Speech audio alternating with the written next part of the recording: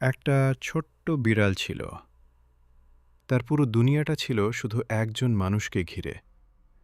প্রতিদিন সকালে মালিক যখন অফিসে যাওয়ার জন্য জুতো পরত, বিড়ালটা চুপচাপ দরজার কাছে এসে বসত।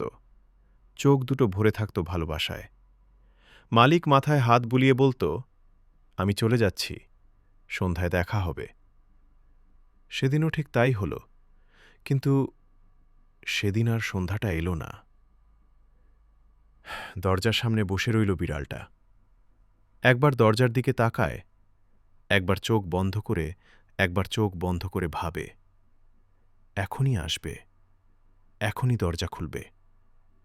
কিন্তু দরজা আর খুলল না। একদিন গেল, 2 দিন গেল।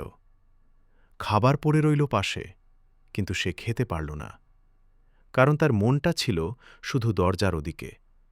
সে জানত না তার মানুষটা আর কোনোদিন ফিরবে না।